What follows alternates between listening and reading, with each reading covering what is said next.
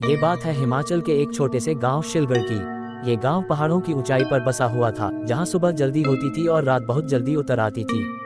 इस गांव के किनारे पर एक पुराना बंगला था, देवधर हाउस। सालों से खाली पड़ा ये बंगला लोगों के बीच डर और रहस्य का केंद्र बना हुआ था। कहते हैं वहां रात को कोई आहट होती है, किसी के चलने की, किसी के फुसफुसाने की, लेकिन जब देखो तो वहां कोई नहीं होता। राजन, एक युवा फोटोग्राफर जो डर से नहीं बल्कि रहस्य से आकर्षित होता था, वह इन भूतिया जगहों की तस्वीरें खींचने का शौक रखता था। उसे किसी ब्लॉग पर देवधर हाउस के बारे में पता चला। उसने ठान लिया, इस बार की ट्रिप वहीं होगी और मैं जानना चाहता हूँ उस आहट का सच क्या है। राजन अकेला नहीं था, उसके साथ उसका बचपन का दोस्त हर्षित भी गया, जो थोड़ा डरपोक था लेकिन राजन के साथ हमेशा चलता था।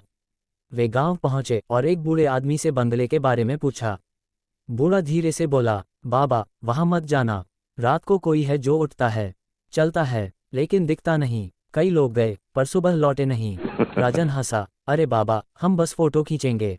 बूढ़े ने एक ही बात दोहराई, अगर वहां कुछ सुनो तो जवाब मत देना। कभी नहीं। शाम होते ही दोनों दोस्त देवधर हाउस पहुंचे। बंगला टूटा फूटा था, दीवारों पर काई जमी थी और खिड़कियां टेढ़ी मेढ़ी थीं। चारों तरफ सन्नाटा था और जैसे ही अंधेरा गहराया, ठंडी हवा और सूखे पत्तों की आवाज ने माहौल और डरावना बना दिया। राजन अपने कैमरे से तस्वीरें लेने लगा और हर्षित एक कोने में खड़ा हर आवाज पर चौंक रहा था। तभी एक चाप की आवाज आई, टक टक टक, जैसे कोई लकड़ी की जमीन पर नंगे पांव चल रहा हो।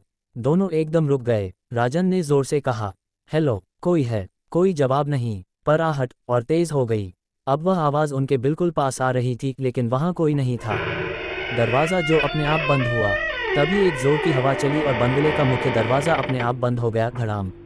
हर्षित चिल्लाया, भाई, ये मजाक नहीं लग रहा, अब चल निकलते हैं। राजन बोला, बस एक फोटो और इस सीढ़ी के पास।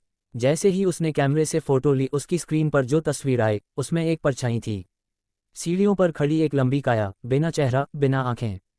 जवाब मत देना। फिर वही आवाज़, पर इस बार फुसफुसाहट थी, किसी औरत की। तुम आ गए, बहुत देर लगा दी। हर्षित कांपने लगा, भाई, ये क्या है? हमें निकलना है। पर राजन उस आवाज़ का पीछा करने लगा और सीढ़ियों पर चढ़ते ही वह रुक गया। पीछे से वही आवाज़ आई, राजन, मुड़ो मत। राजन ने मुड़कर देख लिया। पीछे खड़ी थी एक औरत, झुलसी हुई चमड़ी, काली आंखें और चेहरे पर बिना होठों की मुस्कान। देवधर हाउस का राज। राजन बेहोश हो गया। हर्षित किसी तरह दरवाज़ा तोड़कर बाहर भागा और गांव वालों को बुलाया। गांव के लोग दौड़े दौड़े आए, पर बंगले के अंदर राजन नहीं मिला। सीढ़ियां टूटी नहीं थीं, खिड़कियां भी बंद थीं, पर राजन गायब था। बूढ़ा आदमी धीरे से बोला, जिसने उसकी बात का जवाब दे दिया वो लौटकर कभी नहीं आता।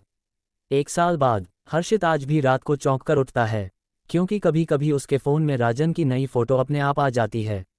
एक ही बैकग्राउंड, देवधर हाउस की सीढ़ियां, और पीछे एक परछाई जो हर फोटो में थोड़ी और पास आ जाती है।